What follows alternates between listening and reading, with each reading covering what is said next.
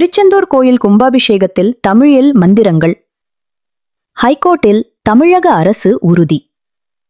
திருச்செந்தூர் கோயில் கும்பாபிஷேகத்தில் தமிழில் மந்திரங்கள் ஓதப்படும் என சென்னை உயர்நீதிமன்றத்தில் அரசு தகவல் தெரிவிக்கப்பட்டது. இந்த கோயில் அறுபடை வீடுகளில் 2ஆம் படை வீடாக உள்ளது.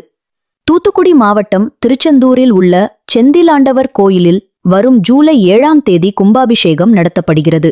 இந்த நிலையில் அதே மாவட்டம் ஆழ்வார் திருநகரியைச் சேர்ந்த வியனரசு உயர்நீதிமன்ற மதுரை அமர்வில் மனு தாக்கல் செய்துள்ளார்.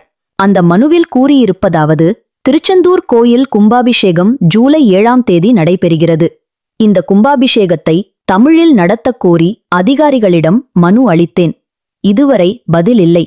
எனவே திருச்செந்தூர் கோயில் கும்பாபிஷேகத்தின் போது யாகசாலை, கருவறை, கோபுர விமான பூஜையில் தமிழ் மொழியில் மந்திரங்கள் ஓதி கும்பாபிஷேகம் நடத்த உத்தரவிட வேண்டும் என அந்த மனுவில் கேட்டுக்கொண்டுள்ளார்.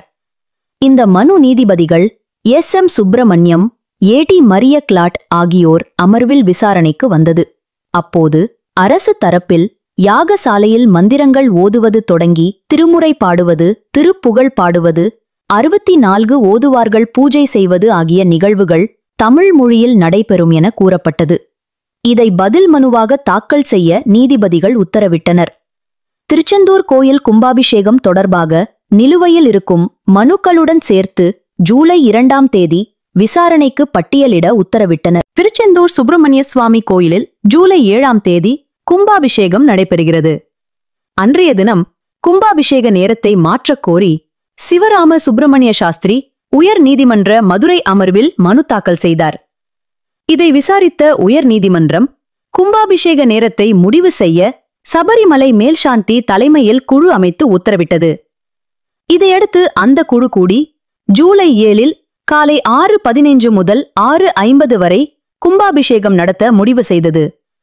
இந்த நேரத்துக்கு குழுவில் இடம்பெற்றிருந்த சிவராம சுப்பிரமணிய சாஸ்திரி ஆட்சேபம் தெரிவித்தார். இருப்பினும் காலை 6:15 முதல் 6:50 மணிக்குள் கும்பாபிஷேகம் நடத்த இறுதி முடிவெடுக்கப்பட்டது.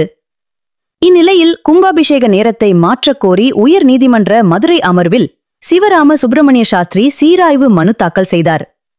அதில் ஜூலை 7இல் நல்ல முகூர்த்த நேரம் என்பது மதியம் 12:05 மணி முதல் 12:47 மணி வரைதான். தோஷங்கள் இல்லாத இந்த நேரத்தில் கும்பாபிஷேகம் நடத்த உத்தரவிட வேண்டும். அதுவரை கும்பாபிஷேக அழைப்பிதழ் வழங்க தடை விதிக்க வேண்டும் என கூறியிருந்தார். இந்த மனு நீதிபதிகள் S ஸ்ரீமதி R விஜயகுமார் அமர்வில் விசாரணைக்கு வந்தது. பின்னர் நீதிபதிகள் நீதிமன்றம் அமைத்த குழு கும்பாபிஷேக நேரத்தை முடிவு செய்துள்ளது. அந்த நேரத்தில் கும்பாபிஷேகம் நடத்தலாம்.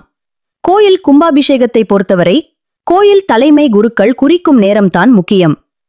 இனிவரும் காலங்களில் கோயில் தலைமை குருக்கள் குறிப்பிடும் நேரத்தை எழுத்து பூர்வமாக பெற்று அந்த நேரத்தில் கும்பாபிஷேகம் நடத்த வேண்டும் என உத்தரவிட்டனர்.